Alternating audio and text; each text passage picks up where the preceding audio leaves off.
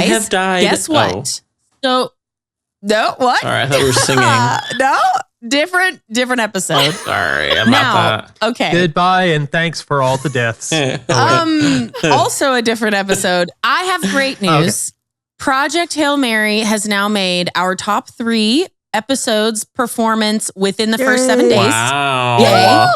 And I would like to make the announcement that we have surpassed 5,000 all-time downloads. Yay! Yay! Yes.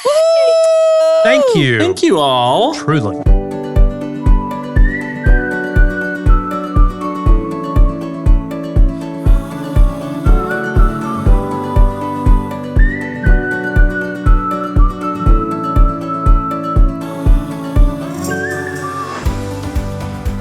Okay, we are here today to discuss the combining of Ender's Game and this podcast in holy podcast episode node. Yeah. I don't know what I'm saying. Not set aside, not holy at all. It is not a holy thing. Nothing. But we are here to talk about Ender's Game. WHOLLY. Which apparently is going to be having some spicy takes. But not spicy movies because it's made for children and there's no sex in this. So, in way of a content warning, there is many much unaliving themes for sure. We will be spoiling Ender's Game, the 2013 film and the first book in Ender's Quintet. We may also discuss very mild spoilers from the rest of the series, although I don't know if anyone but me has read beyond this book in the series. I think Dad When did you read Beyond? Several years ago. Yeah, I've read the first 3. Josh has read the first 4 of the 5 books. So I am considering reading Beyond now. I do remember the second book, which is Speaker for the Dead, I really liked. But anyway, we are not there yet. We are neither here nor there. In fact, where we are is at our fun fact. The fun fact for today. Are you good at deep strategy games? And if so, tell us why you keep beating Rebekah in them. Please let me go first because my answer is the shortest of everyone's.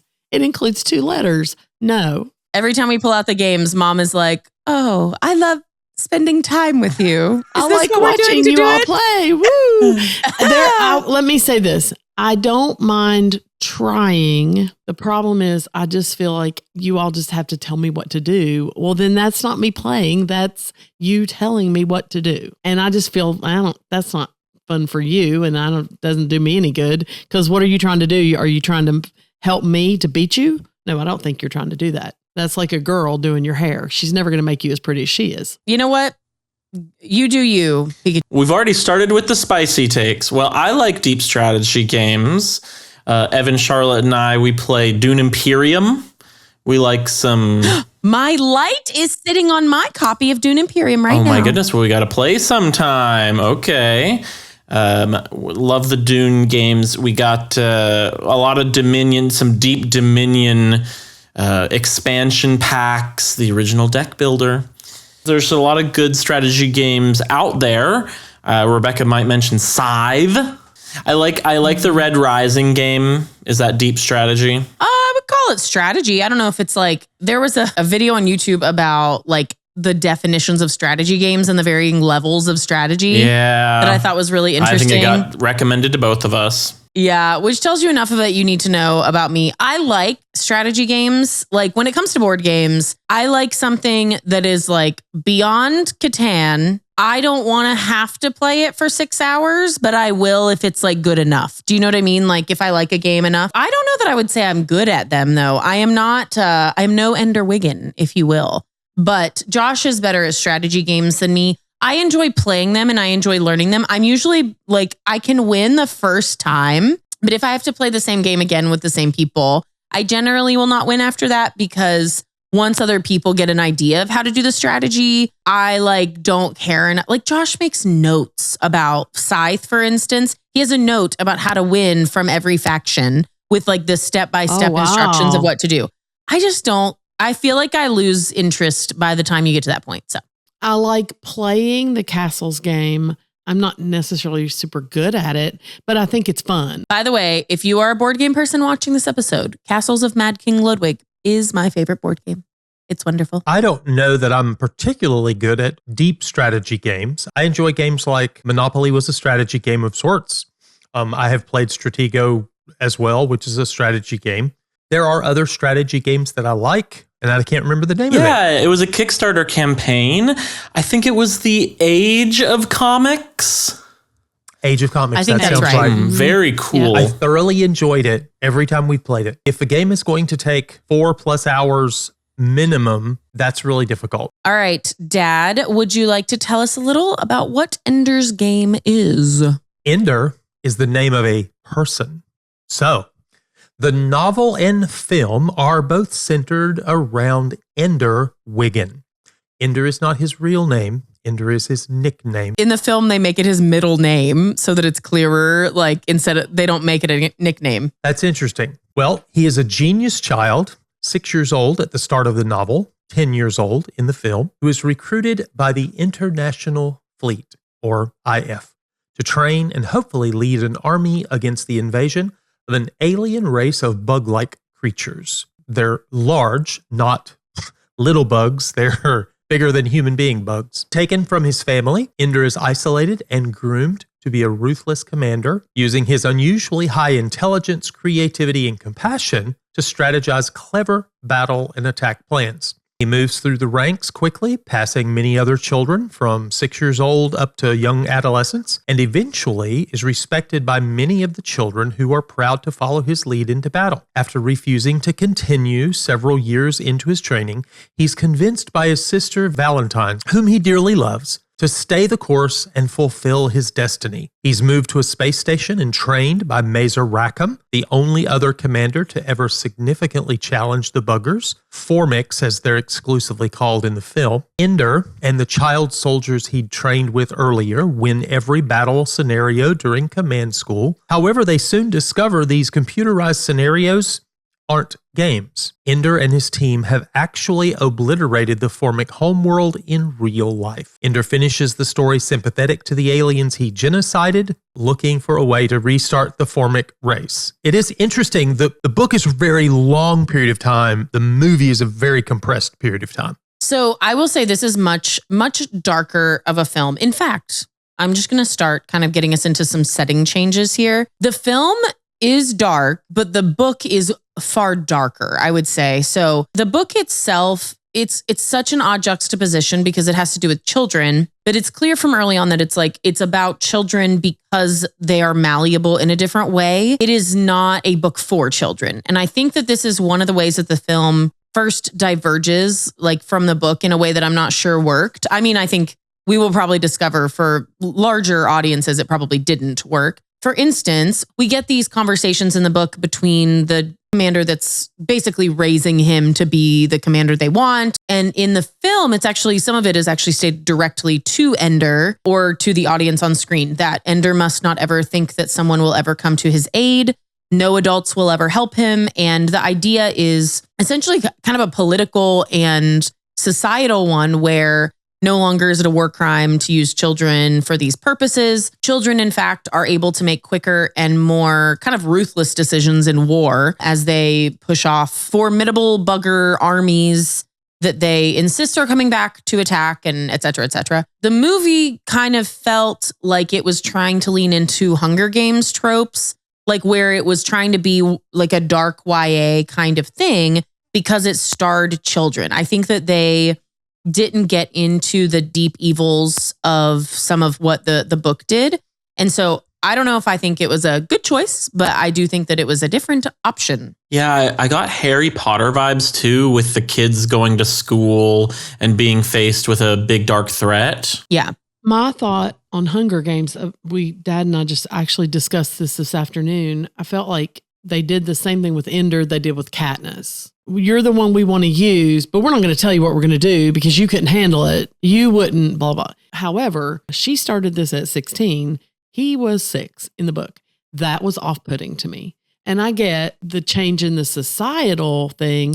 It didn't, the whole world building of you can only have 2 children and somehow they were able to have 3. And that didn't really bother me as far as that's that reality. But something about him being 6, I'm like, come on. Yeah. I mean, all of the kids are supposed to be younger in the book than they were in the film. So at the beginning of the film, Ender's 6, Valentine's 8, Peter, I think, is 10, the brother, although we barely see Peter. We'll talk about that. He is 9 when he meets up with Valentine at the lake. In general, I think we end up going about 5 years to a sixth before kind of the epilogue periods of time. But I had the exact same thought of like, he's 6? I'd read the book. This is my second or maybe the second time reading the book. I've seen this movie a ton. Reading the book, it like disturbed me in a way I was uncomfortable with, which I can understand audiences probably would have been as well. Yeah, I was taken aback by him being 6 at the beginning of the novel. And, you know, I kept forgetting it because he was having such mature conversations and having to make mature decisions. And then I really liked when Orson Scott Card had Ender cry multiple times while he was trying to make this decision about going back to battle school and everything. He commented something like, I hated to ever cry in front of everyone, and I had done it 3 times just in today. And I was like, oh my goodness, he's a 6-year-old really trying not to be a 6-year-old. It's clear that they're using genetic modification and some genetic engineering in terms of new children being born, because these children, all 3 of them, Ender and his brother and sister, were engineered geniuses to be born geniuses so that they would be far more advanced than adults. And I get that kind of thing, but when I was reading the book initially, 6 years old, it's just too fantastical to believe. It's just beyond believable. Well, I understand the child thing and all that, but it took it out for me right from the beginning when I first read it. But I enjoyed the book for some parts of the book, I should say. In the film, it seemed like there were less of the realities of the modern world than there were in the book. The book was pretty heavily political in ways, but the film seemed to avoid that primarily. You see the tech, and I think that it made it clear that it was the future. Like, this is not modern day. It didn't look so different that everything was completely shifted into this futuristic thing. So it was like near-ish future. You saw enough of that to understand, but they jump you into the action of like what's going on, and they skip a lot of the politics and culture things. Like, there was a lot about Ender's parents and like their religious background and the way that religion is frowned upon, and the fact that Poland is still a non-compliant country when it comes to the religion, and to the fact that you can only have 2 children. And like, there's all these like culture and political things, because this book was written to be an incredibly like politically driven novel. It definitely is supposed to make a political statement. So the movie fails to do that specifically. I don't know how controversial it would have been for the filmmakers to declare that child soldiers are bad. Because honestly, the film language to me, so much of the time is saying, look how cool it would be to be in battle school. When I think that Orson was not going for that. He was opposed to that kind of thing. I think that's what his political bent was. But I think with the film, bumping them up at least 5 years, I think even Ender, when he started, looked like he was 12. They definitely made him a lot older. Here's maybe one thought. By the end of the book, it felt very like alarming when you're just still going, oh my gosh, this kid hasn't even gotten old enough to like finish being in regular school. He can't vote. He can't own anything. Like, Card wrote the book maybe in a way that was supposed to feel devastating to really encounter Ender's age. I think part of why it kind of looks cool is because maybe to age the kids up to avoid some of the horror of making them literally child soldiers, which should be a horrifying thing to a modern audience. Like, in order to do that, to remove one part of the horror, you then accidentally kind of incentivize children to want to do these things. It did not have maybe the desired effect, or it had a side effect that wasn't expected. In the normal course of their aging through the school, although Ender was bumped ahead a number of times, they should have been 17-ish by the time they graduated battle school, which you can enter the army when you're 18. So the movie kind of took the tack, this is just a pre-military school. There's even a point at which Valentine, when she and Peter like get their chapter later on, there's a point at which she says something, he's like saying something about control or whatever. And Valentine goes, I have not even started my monthly cycle yet. And I was like, wait, what? Mm-hmm. And so I looked it up, and she was still like 10.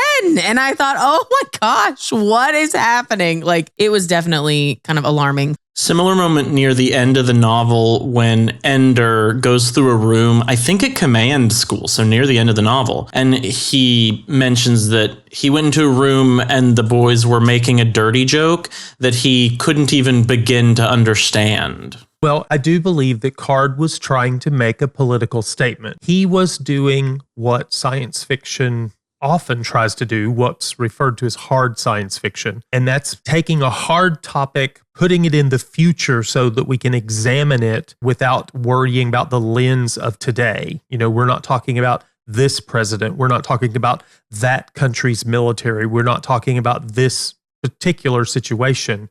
Instead, we're taking it and isolating the subject, putting it in the future so we can look at it with new eyes and say, oh, wait a minute, that doesn't sound good. I think that was his intention as hard science fiction. So another thing that Card has in his novel is the buggers. Of course, they call them buggers in the book. They never call them that in the film. They are called formics, which is their scientific name in later books, but they never say formic in Ender's Game. I haven't read the books, but apparently in the second, third, fourth book, they start using formic more commonly. Possibly as a relation to formic acid found in the venom of ants. They're very ant-like. I wonder if they didn't use the term bugger because that is a foul word in British vernacular. That makes sense. I mean, that would be one reason to avoid it. Although maybe it was just sequels, like setting up for sequels. It was just easier to be clear because they do end up calling them the formics, and it's more confusing by the third movie to like change the language of an alien race you've set up. I do agree, though, that because it is primarily first for an English-speaking audience,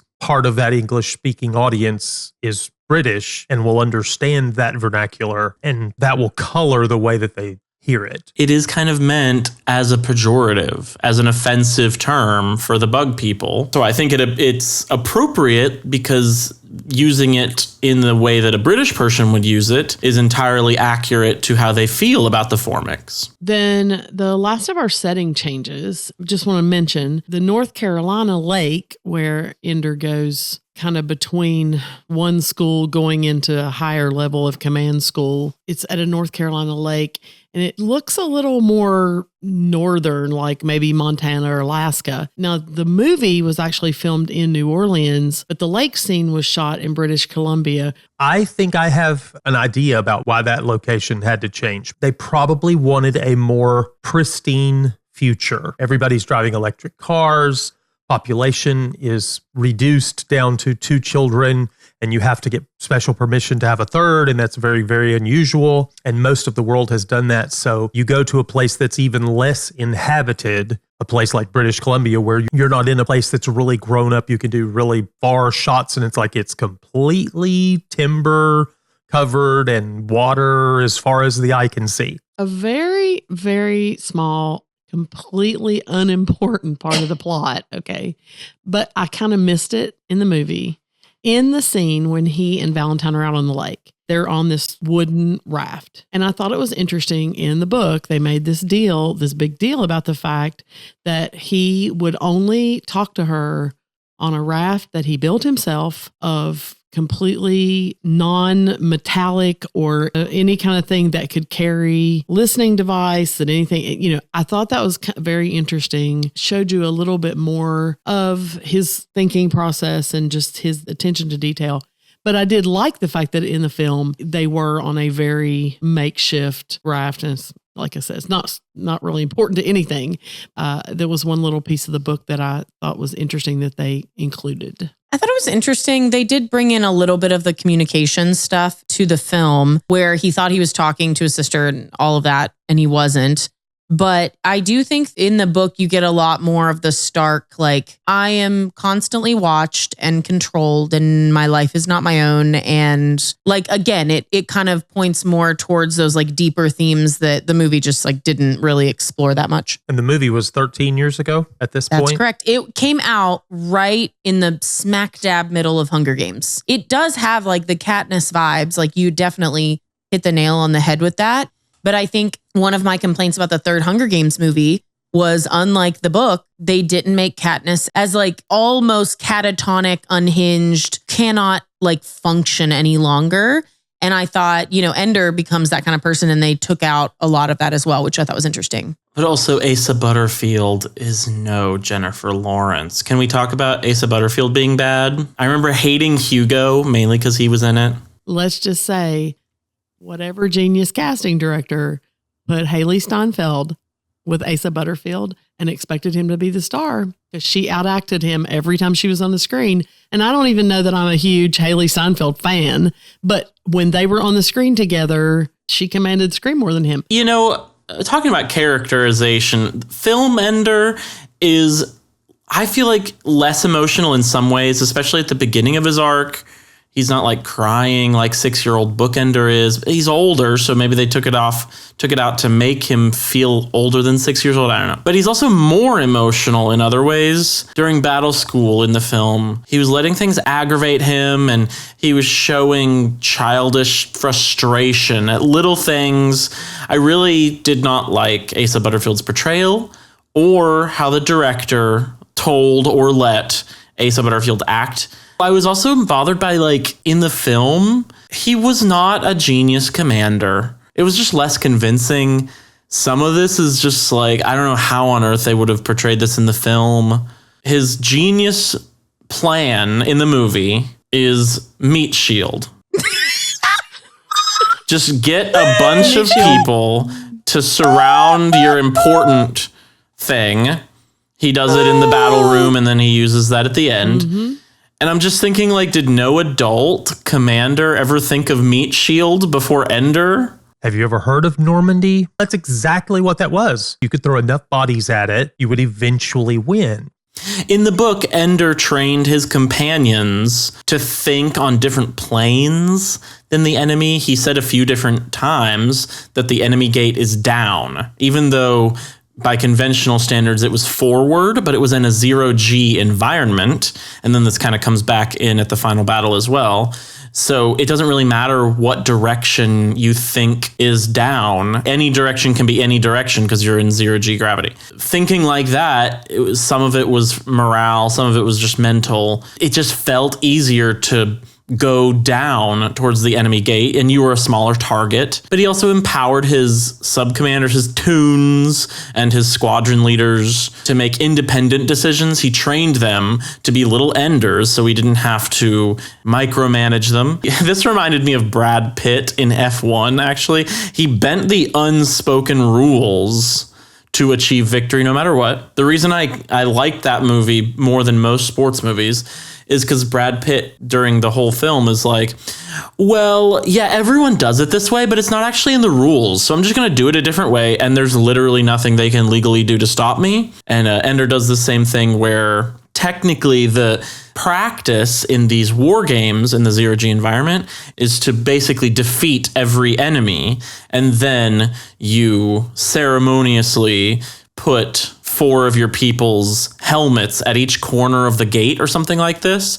And that triggers the computer system to say, okay, you won. He even said, well, this will only work once, but it was a desperate measure, basically sacrificed a bunch of people, but they were in positions where even though they were frozen, they could put their helmets at the corners of the enemy gate. And even though all of them were basically incapacitated, the computer recognized it as a victory for Ender. So this kind of creativity and intelligence is on display in the book. And importantly, I don't know if this was well covered in the movie. It wasn't the worst in the world, but in the book, they emphasized that he needed empathy to understand the battlefield from his enemy's perspective. This was the whole reason that his older brother, Peter, was not the savior of the world, because he was so ruthless, but he had no empathy, so he could not see from the enemy's perspective. And so all of these elements of Ender, Orson did a pretty good job of convincing me by showing, not telling, that Ender is a genius commander that's very creative.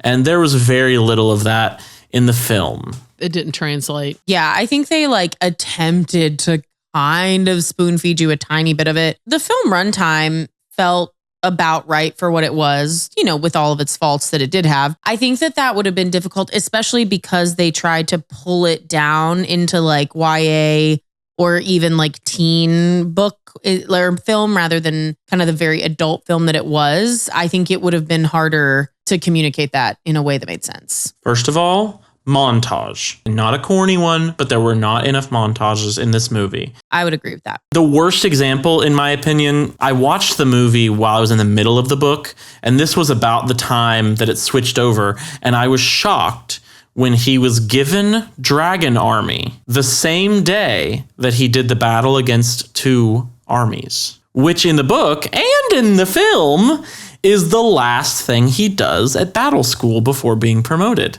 He was in charge of Dragon Army for one battle for one day before he was promoted to command school. I agree. A montage would have been wonderful to do the time change. Remember, I'm the person in Harry Potter that doesn't realize that time is changing just because the bird flies up into the sky and suddenly there's some snow. How am I supposed to know that 3 or 4 months have passed? I need more clues. So for me, the entire film happened in the course of about 4 months from start to finish. Are you talking about Ender's Game? Yes. Yeah. Okay. No. Yes. Do you want to know the actual truth? What did they think they were doing? I caught this. I've never noticed it before. And this is probably the 10th or 12th time I've seen this movie. In the film, this is like, I mean, Ender is not even, he's barely been at school. I think he's in Bonzo's army at this point. And you're in the room with just Commander Graf, and he's talking to the psychologist character. I never did get the character's name. Anderson. But Anderson was a different person in the... Anyway, it doesn't matter. Yes. Viola Davis, right. Yes. So they're talking, and he Graf turns around, and he looks all emotionally at the screen in front of him. And it shows the Formic home planet and their forces going towards it.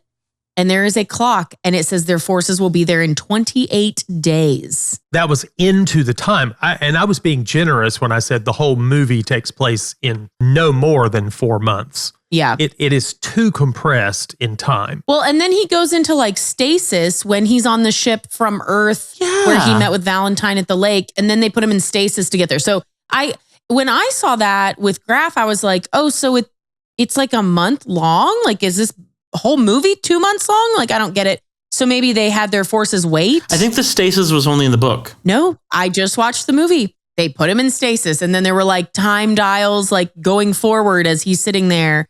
And then they put him in stasis again when he gets on his own ship and tells Valentine, we'll talk about the plot, but they do it twice. But it's on the way from Earth with the lake stuff into command school. And I was like, wait, but 28 days, why is he in stasis? And so they don't explain a lot of it. I think basically a lot of the world building falls apart, and then you miss out on the strategy and that part of the characterization. Unfortunately, every time you say bookender, I think of bookends. So it just throws me off every time. Ender in the film is more cocky when he tells the Sergeant Dapp that he's going to salute him. He's quicker to disobey. How do you pronounce it? Bonzo. They said bonzo. Bonzo. It sounds more like bone at the top because it's Spanish, not bonzo. Correct. He's a bonzo, so it doesn't matter. Exactly. He's quicker to disobey his orders in the first battle. His comment about not respecting people just because they outrank him. Those are things that you don't get as much of in the book. He's not childish like that in the book. He's a child in the book, yes, but he's not childish. Yeah, his more childlike parts are what Josiah mentioned. He cries. There's a couple of those sorts of things. He's very innocent about other things, but would that mean that the producers, the screenwriters, whatever, they think it's more mature for a child to be smart aleck and disrespectful? It could be that they're trying to communicate to the audience. Don't forget, this is a kid. This is not actually an adult, but they're putting him in adult situations. And so they make him act more childish to reinforce the point. Not necessarily because they see it as actual maturity. It felt more to me like they were trying to communicate, look how Ender is always right when everyone else is wrong, which is not necessarily incorrect. In the book, he starts out as unlikable, and he has to, one of his challenges that he overcomes, and I really liked this part of the book, is that he is not liked. The Colonel Graff and everyone, they try to make Ender unlikable so that Ender has to learn how to instill camaraderie in his platoons and squadrons so that people will follow him more readily and in training and in battle. And I felt that arc in the book, and there was none of that in the movie. He didn't deserve it. What about his brother, Peter? Do you want to talk about Peter? Yes. Well, his huge role should be emphasized. Peter is such a central character in the book, partly because Ender thinks about him all the time. He does get some point of view chapters, obviously, but he is given very little screen time. And because the filmmakers know that he gets so little screen time, so they make him go psychopathic in the 20 seconds he's on screen, choking out Ender for little to no reason. He is supposed to be ruthless, but yeah, the book actually goes back to Peter and Valentine for the majority of a chapter and a few little bits later. Val and Peter, I really liked how the siblings essentially troll the world into letting them become world leaders. How that's insane how Orson Scott Card predicted the future.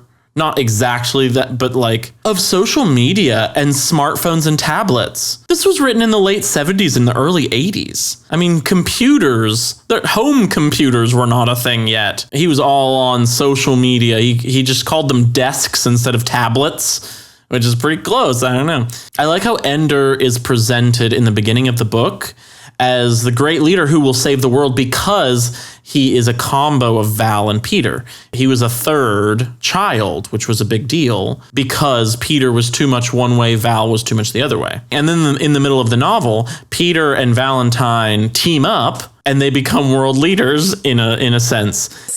And also for real. I thought it was one of my favorite setups and payoffs that Orson Scott Card told me. Ender is the perfect leader because he's a combo of Val and Peter. But then what Colonel Graff didn't think about was just having Peter and Val team up. Yeah, nope, that was not considered. Yeah, because they'll still be crazy powerful. Okay, if you've never read this book, one of the most chilling parts of it, it's not necessarily a scary film or book rather, but it was at one point, is all before Ender goes to space at all. Peter like has him held down. And in the film, they show him like, I could kill you right now, you know. But then he looks at Ender and Valentine when things cool down. And he looks at them just like dead serious and goes, you're going to think I've changed. And then one day when you think I've changed, you're going to remember this conversation. And you're going to remember that I'm going to kill you. And essentially, I'm going to kill you and no one will know that it was even a murder. And you're going to just convince yourself that you're bad for thinking that that could be me. But I'm standing here telling you right now that I'm going to do it. And I was like, ooh, like it was so creepy. But it's not, you know, obviously they cut that off from the film. So it's, whew. There was a great part in the book when he was talking about his relationship with Valentine, but he said he really wanted Peter to love him. Yeah. That was to Valentine. He was like, it's not because I hate him and I want him to have bad things happen to him or I want any I don't wish him any ill will. I want him to love me. And I thought that was great development of him. It was a great honesty. And it also showed maturity for him at a young age that he could recognize that, because what would you want to say? No, he's mean. I don't like him. When you know deep down inside, you're really wanting their affection. So I thought, I listened to a dramatized version most recently. I listened to the books earlier, but the dramatized version does the first part, talks a lot about him being a third and Peter's crazy thing there where he says, you think that I'm going to kill you now. Well, I'm not going to do that. And then I'll not do it long enough. You won't, whatever. That part was there. Then there was almost nothing after that. He sees Val later on at the end when everything's getting worse toward the end, but there's nothing else about the two of them. The world leader stuff, the trolling people, none of that's in the dramatized version. I wonder if that's because they didn't do sequel stuff. Well, I wonder because it follows the movie fairly well. Their storyline about them crafting all this and Peter being mad because Valentine got more power than he did more quickly, but then he ends up using it again, using it and boosting his own power through her without her even realizing what he was doing. I loved all that. And it was not in the movie. I was like, oh, dang. I don't know how they could have put it together that way with what they did with the movie. Part of it would have been crazy. So all you got in the movie was basically that Peter was a psychotic crazy man and that he loved his sister Val and she still loved him and talked him into going ahead and finishing. I don't know that I even understand why you would leave Peter in the film at all. Why put him in there if you're not going to do anything with him? I guess he does. There are some comments made about how like his brother, like you said the same about his brother, and then you realize Ender's not the same as his brother. And Ender does like fear becoming like Peter. He says, I feel Peter every time I like hurt someone. I don't know. It didn't work. It almost felt like why. They felt it was important why Ender was the person they chose because he was the third. You know, there's a talented brother. He could have been it. Talented sister. She could have been the one. But we needed him. And they kind of had to explain why they needed Ender instead of the others. Another characterization change. Graf gets fatter in the novel. Like massively fat. He is spilling over all of his clothing fat. People comment on it fat. Yeah. And then at the end of the book, after the wars, he loses weight. And is that because he says to Anderson that he eats when he's nervous? Yes. Did Harrison Ford call this in and go, hey, I'm a little tubby right now. Use me. They also made Bonzo shorter. He's supposed to be like dominating. In the book, he's very dominating. And they chose an actor for him that was like shorter than Ender by a lot, which kind of defeats his symbolic purpose.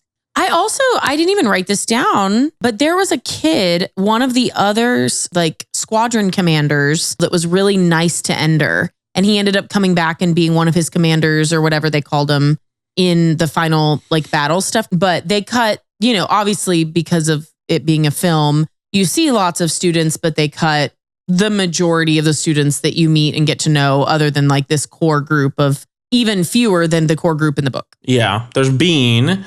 Bean was a little meat puppet. He was the one they tied to a rope, right?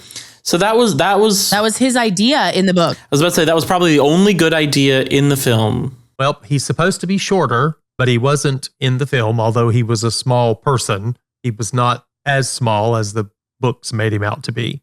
So that was a change. Bean is the focus of the future novels. His genetic defect that causes him to be very short is a main focus of those novels. He's Ender's Shadow. So the Ender's Shadow series is about Bean. So let's talk about some plot and timeline changes. Ender's attack on the boy at his school on the day that his monitor was removed was less violent in the film. It doesn't seem like it would have killed the boy, which it did in the book without Ender knowing it at the time. It's kind of vital to the plot that Ender gets super violent because of his reasoning, not fear or hate, but strategy, that he was basically winning all the future battles by being super vicious now so that no fights would happen in the future. And that's kind of what Colonel Graf sees in him and says, okay, he might be our guy. That's what gets him accelerated into battle school. This in the book was really good and very vague.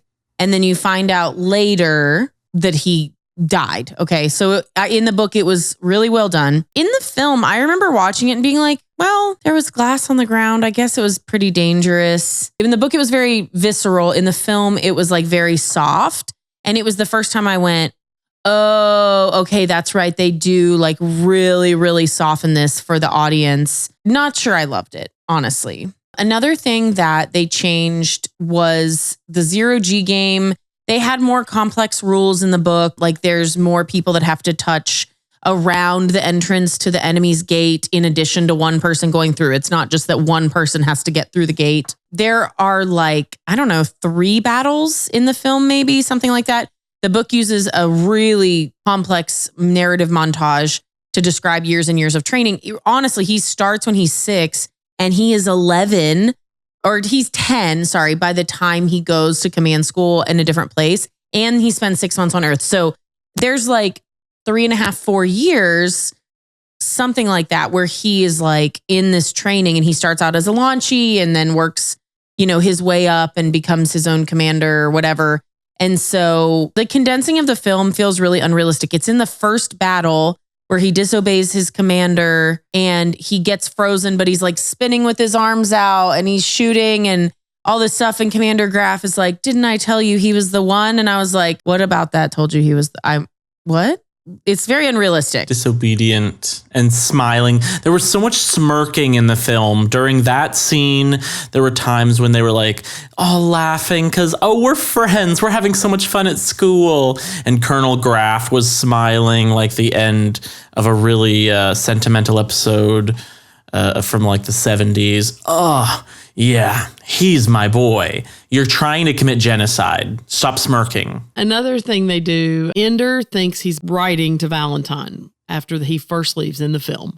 But the book was really clear. They cut off all communications. Well, in the absence of sisterly affection, Petra sort of fills in that female camaraderie with Ender. In the movie, they have a lot more one-on-one screen time together. In the book, it's, Petra's another friend. I really don't think Ender in the book thinks of Petra any differently from any of the guys. They made her to be a very strong soldier in the book. Like, she was very confident and intelligent. And I got the sense that if anybody could really challenge his level, I felt like they were trying to say it was her. I was feeling like Petra and Bean were up there as his two almost equals. But in the movie, it was not direct, but it definitely had the subtext of a romantic love story. I thought it was unnecessary and weird. Well, and that's one of the things about changing their ages as opposed to the book. You open the door to romance, whereas a 10-year-old isn't concerned about that. We see a lot of that, though, don't we, in film? Even like Hunger Games, like we were talking about before, how they ramp up in the film the possibility of Katniss being with Gale, when really in the books, she questions her emotions for Gale, but it's very clear she's not romantically inclined. And like even now, like with Project Hail Mary, there was a lot of criticism that they tried to give some sexual tension to Grace and Strat. Another plot timeline change. In the Dragon Army, at the end of Battle School, in the book, they brought Launchies back for whatever reason. There was justification for it in their heads.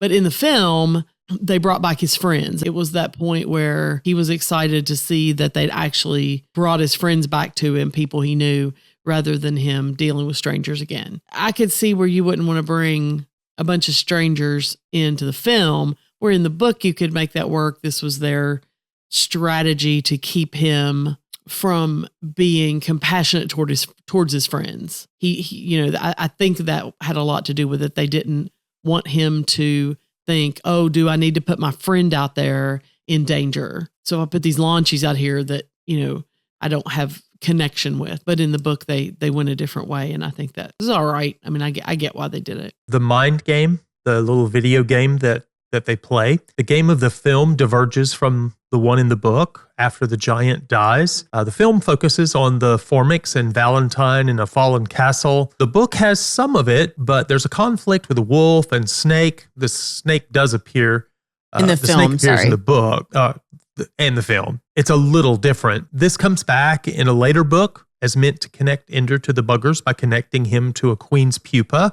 And that's at the end of this film, they make a strong connection to that. So in the book, it is more unclear, and then it gets cleared up in like later books. In the film, they basically just showed you kind of the end result of what was really supposed to happen by him just finding the pupa. It's, by the way, I don't know if this was like clear. In the book, Ender was communicating by Ansible, which they mention in the film, to do all of the stuff with the ships. I don't think that command school was on a colony planet of the Formix. In the film, it was. In the film, their base was on a colony planet where they had pushed the aliens back. And on that colony planet is where he finds the Queen's cocoon thing. In the film, that happens like literally the day of the final battle. In the book, it's not till later. He's in his 20s, I think, when he and Valentine have like gone off to a colony planet. They've only experienced like 2 years to get there, and then they've lived there for a little bit. At that point, Earth had been like, based on light speed travel and stuff, Earth had gone through 50, 60 years or something. And so he doesn't find it until over 50 years after he murders them. Like he had experienced a few at that point. But yeah, it's easy to follow in the book if you're just reading it. But in the film, they very heavily condense all of it off. Yeah, you're saying that in the film, Command School was near the bugger planet? In the film, it was on a Formic colony planet that they pushed the buggers away from. That's why all of the alien stuff was there. The aliens had originally had a colony on that planet, and they pushed them out of it. In the book, it's in our solar system, but it's a bugger outpost in our solar system. In the film, it's not, because he goes into hypersleep and then he arrives there, and it's like close to the Formic home planet. That's crazy. Yeah, because they mention... And I guess I just assumed it was the same in the movie, which is very unsafe to do on this podcast. I should know by now. But yeah, it covered it in the book where it was like, yeah, it's really weird around here because it was the Formic outpost. And this was how we found them, because Eros stopped generating light, or like reflecting light, because they were cloaking it. So in the film, after Ender hurt Bonzo, he and Petra see Bonzo having surgery on the back of his neck, like on his spinal column. And then later he then travels with Bonzo, and the lake where they're at, that in the book was North Carolina, but it was filmed in British Columbia, which is also not Great Britain. That is when Ender makes a comment in the film about how he's been sitting by Bonzo's bed every day, hoping he'll wake up, but maybe he'll never wake up. So in the film, he doesn't actually die. In the book doesn't make it clear if he graduates or gets removed from school. And Graf basically said, we sent him home to Cartagena. He's back in Spain. And then slightly later, we learn that he died. And at the end of the book, we find out that Ender killing Bonzo was like on video, as was the video of him killing the kid at the beginning of the book, both of which were used in trials where Colonel Graf was tried to be held responsible for his war crimes. None of this is in the film. This is all in the book only. And once they showed the full footage and it was clear that Ender was not the person who started the fight, basically no one thought worse of Ender for it. They just thought worse of Graf for not stepping in and stopping these things occur. In the book, it makes it very clear that both of them are deeply violent. Like both of them are very violent attacks, and they are hard to watch. Now, I do think that I thought that they did a great job with Bonzo's death in the film. But when he falls back and his head hits that little corner in the shower, every time I'm like, oh, like it hurts to watch. It's really well done. And you touched on something that I really missed from the movie,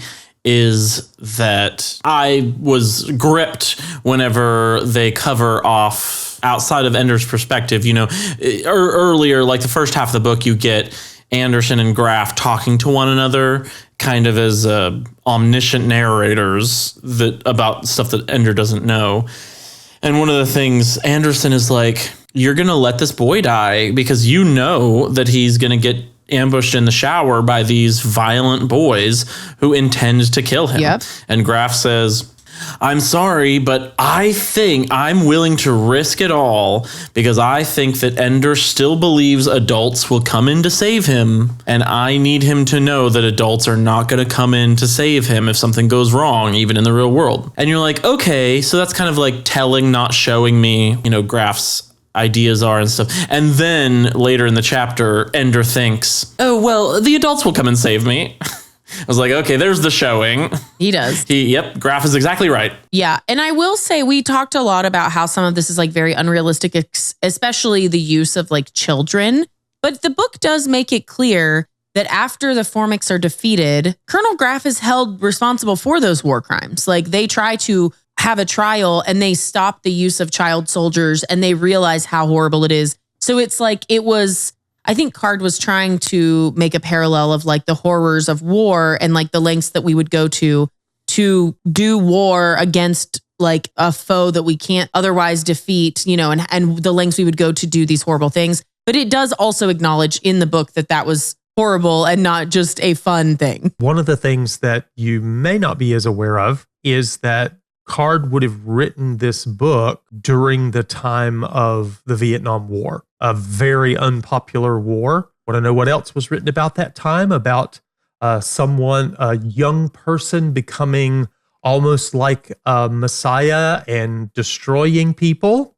Dune, that was another a commentary on the times in which they were living. There's less time spent in the film at the lake.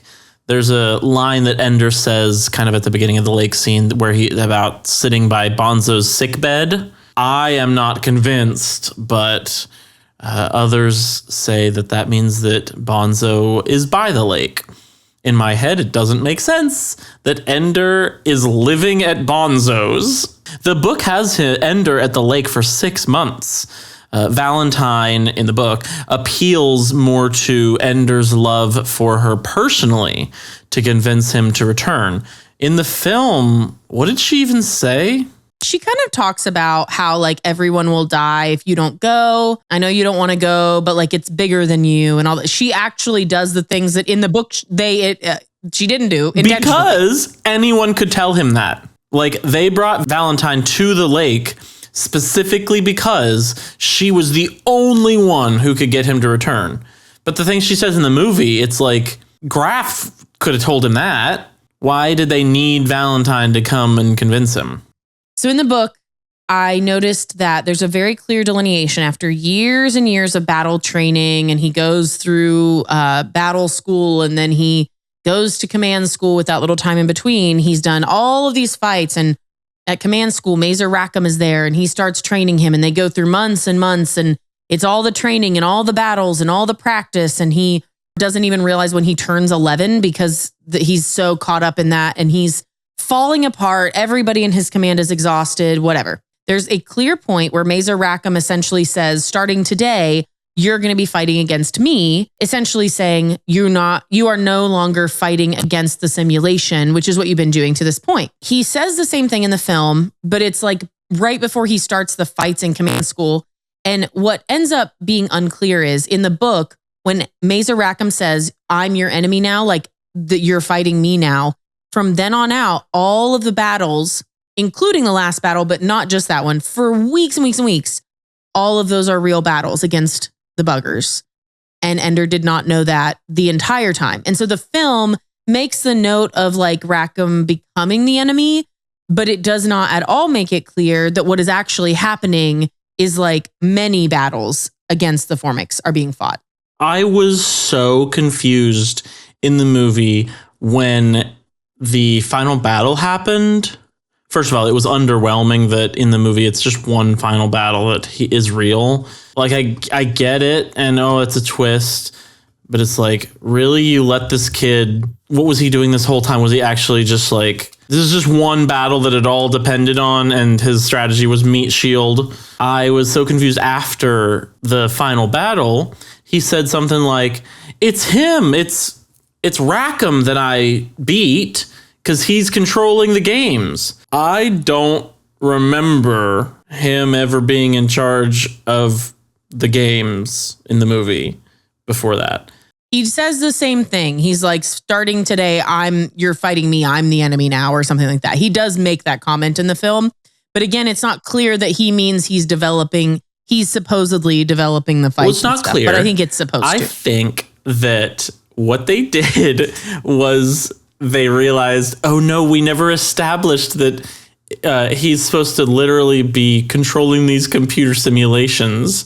So after it matters, after the twist is already happening, they give Ender this ham-fisted line of like, audience, this is what I think is happening. I should have told you that earlier, but I forgot to tell you how I felt and thought. And then during the final battle, Mazer Rackham is just standing there watching. He's not commanding anything. So that was a bit of a plot hole in my opinion. Wasn't a big fan of the final battle. Basically any of it. The visuals looked nice. The film had some pretty nice visuals, but I was not a fan of the final battle. What do you think about the world-ending device, the molecular disruption device, or little doctor, that destroys a planet, destroys matter, disassembles matter, at the molecular level? That was the final battle. That was the big deal. It was used twice in the film, once in training, more of a training, and once in what turned out to be the last battle. It was only used once in the book, though. It was twice in the last battle. And I thought that was so weird. They never mention in the book whether or not it's rechargeable. Like, I assume you could use it more than once. Because Ender makes the comment, like, if I use it, I can only use it once because they'll never form up like that again. And so then they remove all of these other battle formations and things from the book in the last battle. And then they kind of create a ticking time bomb in the story by making the recharge where he's got the meat shield. I hate you for saying that now. It's all I can think about. But they create the ticking time bomb while the meat shield is like dying and going away. Yeah, I was a little disappointed in the film at the little doctor just being the ultimate weapon. And then I read the book and I was like, oh, it is kind of the same way in the book. It is exactly the same kind of Deus Ex Machina, or whatever how you pronounce that, Ex Machina. How do we get rid of them? Well, we have a weapon that destroys everything. It could have only destroyed it the way that it did based on the fact that it destroys things that are like, they have to be really tightly clustered up. It doesn't just destroy everything. Ender was the one who decided to use it against a planet. And in the book, he even has this mental thing going. He's like, no one expects me to do this because no one would ever do this because this is insane.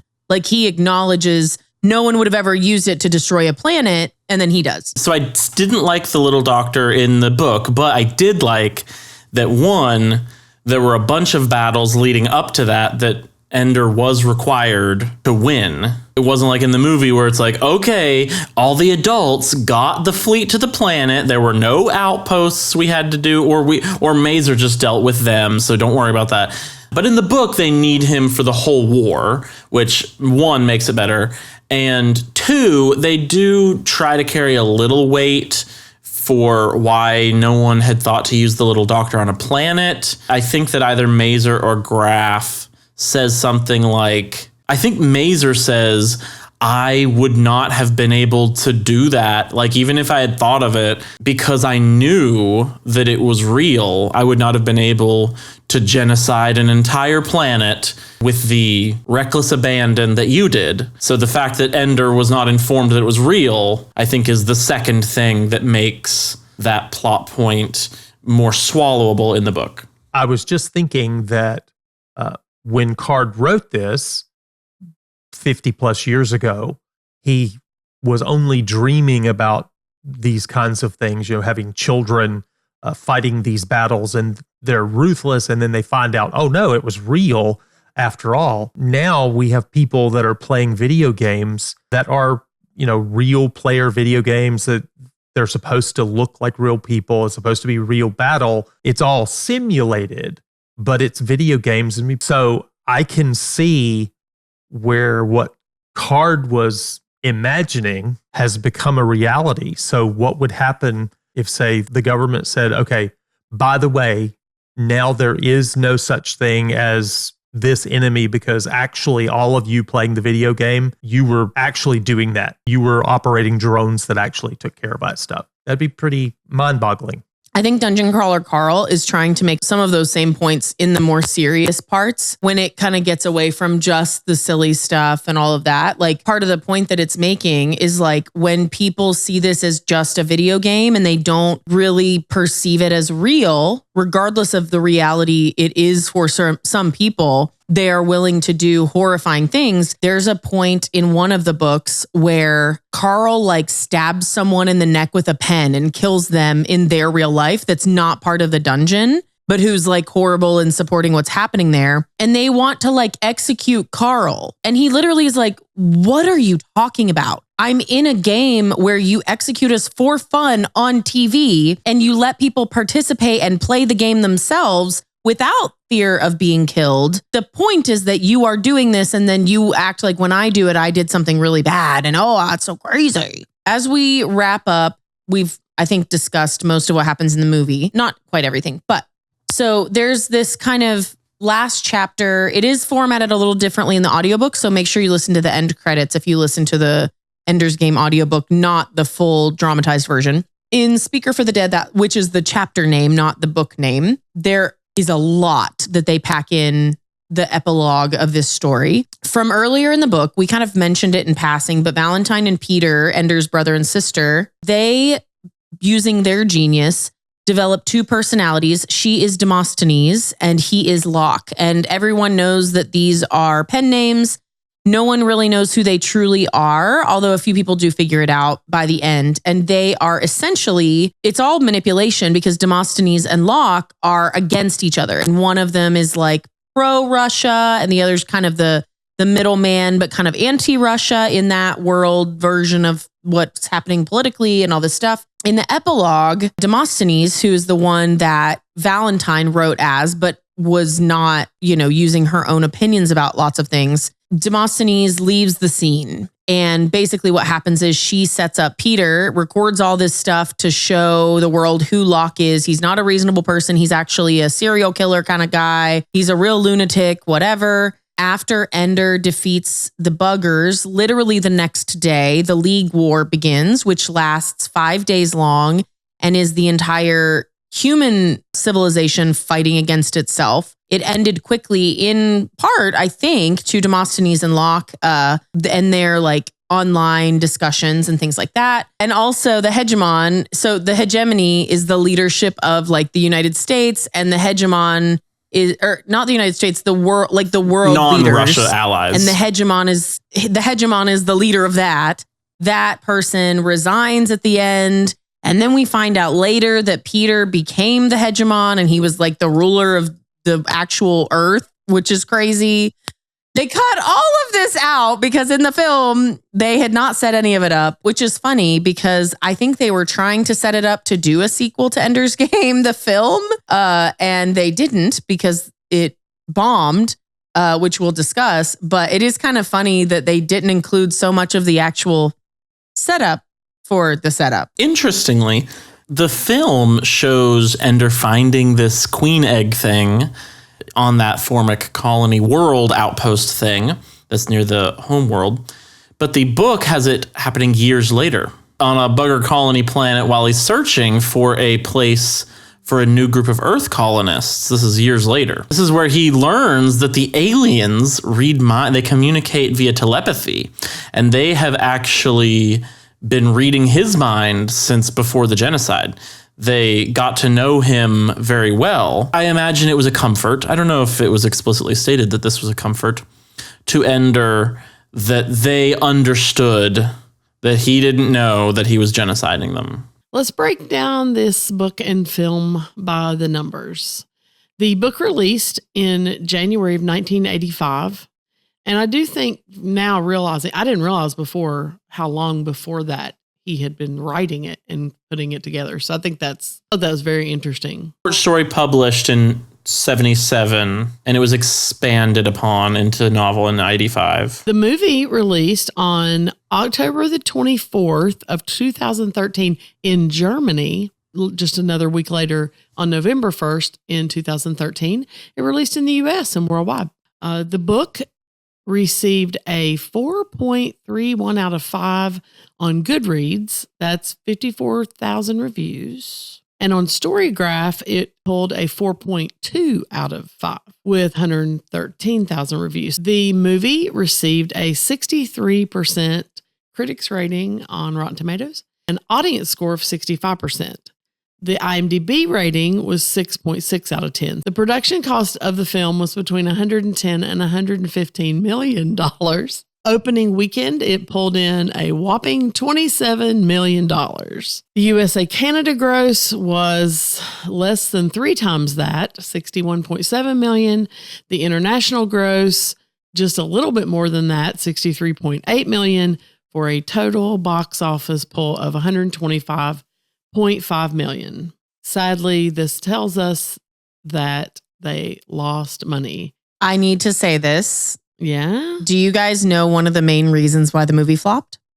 Was there a boycott? Was it because of the boycott? It was a boycott. A group called Geeks Out. It's a New York-based nonprofit who I think they formed in like 2010. They promote the well-being and encouragement of, the term that I read was queer geeks, but they did not like the fact that Orson Scott Card was not in favor of same-sex marriage. And to be totally clear, it's not just that he was not in favor of it. He was on like committees and supported organizations. And there were a bunch of things, but one of them being he made a comment, which is interesting because I've heard people say stuff like this before, which is not, it's interesting the way it comes off now, is that he basically said, if you say that like 2 women or 2 men can get married in the same way that my wife and I are married, then the foundation of much of culture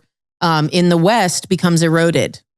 And the culture will fall. He was like, it wasn't just, oh, he goes to church, or, oh, he said this thing that might be homophobic. It was like he was actively fighting against the legalization of gay marriage from around 2000 and on. And so once all of that came out, and he's, as far as I know, he's never rescinded any of his thoughts. He's been basically canceled since then. I think that he's published books, but I don't think that they're published by major houses or anything like that. It's been just... like, I think he publishes them himself. That's pretty sad, because if he'd had the opposite idea and said that heterosexual marriage is a horrible thing, so many would say, oh, we're going to publish everything that you write, all those kinds of things. These are opinions, and individual human beings are allowed to have opinions. It is incorrect for people to say, because you have an opinion that I disagree with, I think you should be canceled. I think cancel culture is a detriment to free speech. Even stupid free speech needs to still be free because it is self-regulating. If it is stupid and enough people hear it, they correct it. It corrects that way. But to force people not to say what they believe is wrong. I did find that interesting because, to your point, Rebekah, he made a few statements to basically say, this book, what does this book and film have? It has literally nothing to do with that. It is a political war. It doesn't deal with those issues. I don't think the point was about this book. I think it was canceling or trying to cancel the author and like prohibit him from benefiting. But that's what I mean. He didn't try to do anything to lift himself up, to defend himself, to justify himself. He just said this is a work, a novel that's turned into a film that has nothing to do with this topic. Why can't we, watch it? And I think that obviously that is the argument of the day, whether it's J.K. Rowling and her stand on trans and non-trans or whatever, which feeds into what Tim said. True free speech is self-regulating. People will look at that and say, I still want to be involved in Harry Potter. I still want to watch it and read it and take it in and be a fan of it, whether I agree with what she says or not. And I do think I find that, it will prove it out. We're living in a period of time where we find it very easy to look back historically to people that were older than us or lived long before us, whichever way, and we choose to judge them and all of their actions by what we think today. And it's so anybody that did anything that we wouldn't do today was bad. So nothing they did was good. So we can't have heroes, we can't have statues, we can't honor anyone. That's a tough standard, because in 100 years, people are going to look back at us and say, those people were crazy. And you could say, oh, but I was trying to do the good thing. I was trying to stand up for this. I was trying to do the right thing. Nope, you're a bad person because you said this thing that made everything that you ever did worthless. That's a terrible standard to set.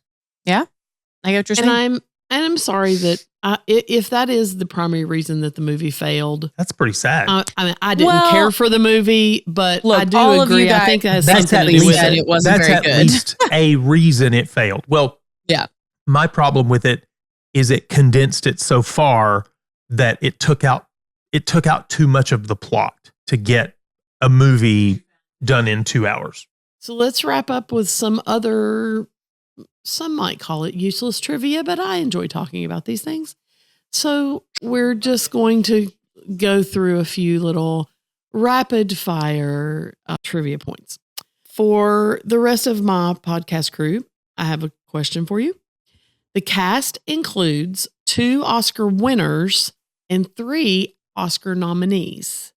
Can you name them? You don't have to even name what they were Viola awarded Davis. for. Harrison Ford. He's something. Okay, wait. Probably. Viola Davis was which? A winner She or won. a nom? I believe she won, did she not? Okay. Not She for did. this movie, but She did win. She did not win for this movie, no.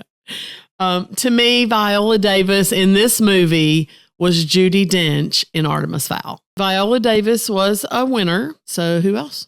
I said Harrison Ford. Okay. Do you think Harrison Ford is a winner or a nominee? Nominee. Good job. Yes. The guy with all the face tattoos. He was for Gandhi. Who's that? Gandhi.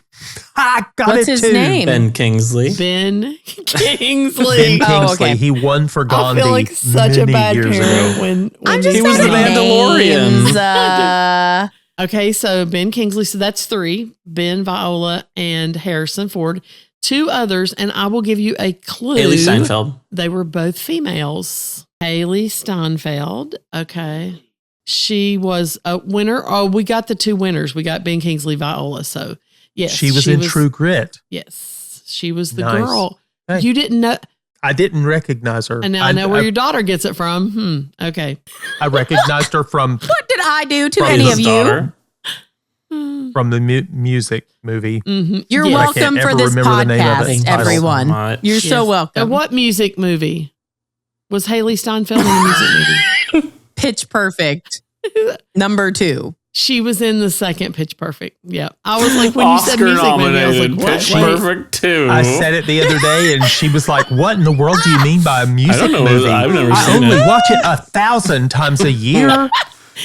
Don't tell people how often I watch that movie. Another Okay. female. Last one, another female, and I did not know this. I don't know her. There were at all. other women Valentine, in this movie. but I don't know who that was. His mom. Where were they? Oh, was it Let's his mom? see. Hang on, I'll tell you to make sure I'm saying the right person because, like I said, I don't remember yet. Oh gosh, good call, Valentine, Abigail Breslin. So there we got them. We got them somehow.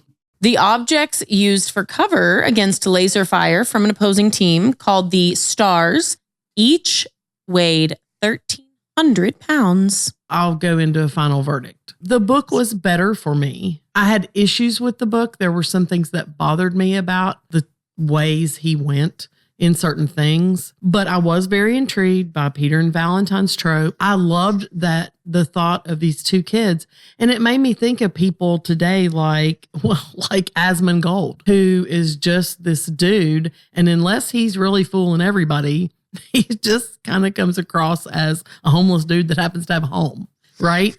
But he is giving this social commentary that young people are following and picking up. And he's gotten a lot of traction just even in recent months with a lot of political commentary and stuff like that. So Peter and Valentine coming from a different direction and there's genetic engineering and all the stuff that happened in this world. But I thought of it kind of the same way. Just they used their knowledge to do this thing. And I hated that couldn't be in the movie. They would have had to be very, very, very closely aligned with novel to be able to pull it off. But I missed that in the movie. Again, casting. I felt like the casting was a miss. And so I guess those 2 things together, I'll definitely put the book over the film. I'll go with 7-ish, 6.5 or so, 7 out of 10. Movie, trash fire. I mean, I know I'll just leave it there. I could go on all night and come back to this very same thing. My final verdict is as thus. The book was very good.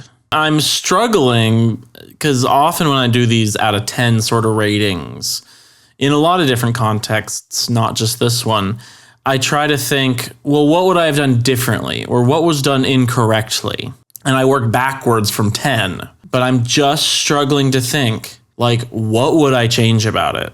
I don't know that I would change anything about it.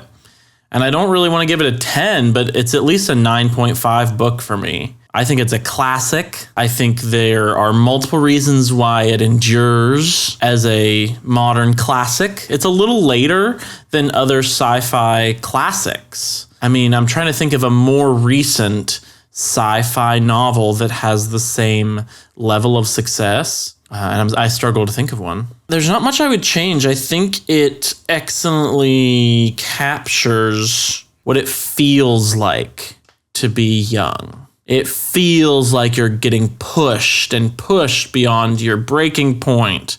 Feels like the world is on your shoulders. Oh my goodness, I have to decide what I'm going to be. I have to be an astronaut when I grow up.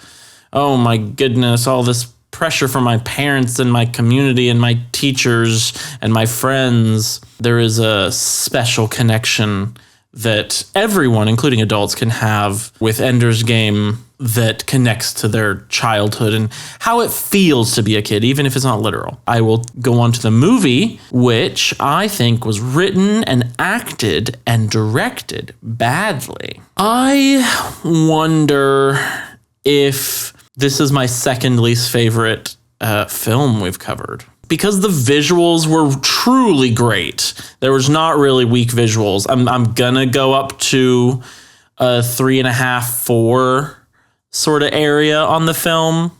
But it was enraging to watch this film after I was enjoying the book so much.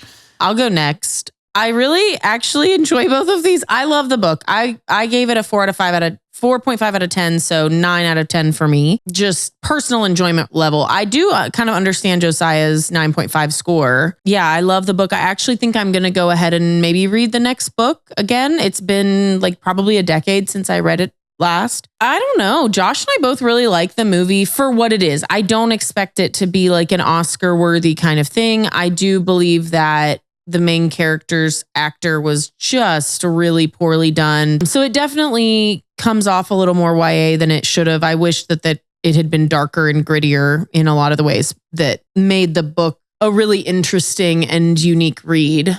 I would probably give the film like a 7.5 out of 10. Like it wasn't a great film, but I love it a lot for what it is. And so I've rewatched it a lot.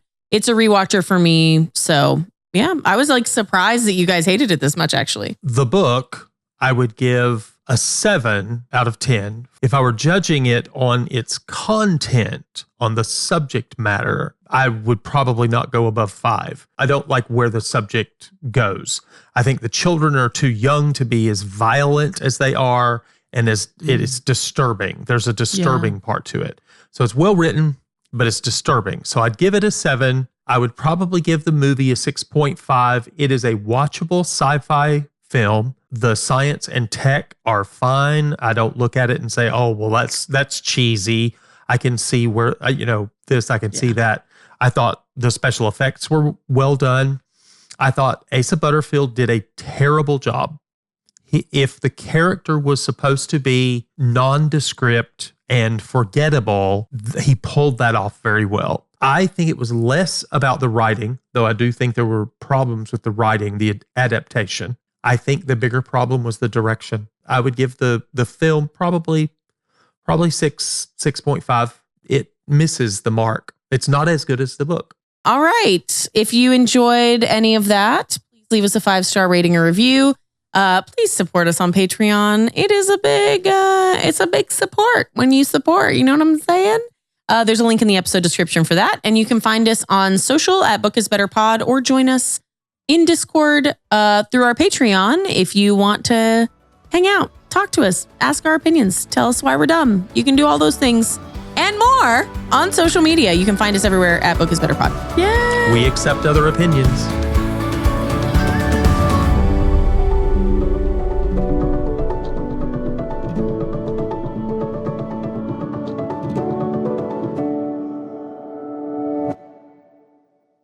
Mom. On 3, let's do it. 1, 2, Let's do 3. some plot So let's talk about the timeline timeline changes.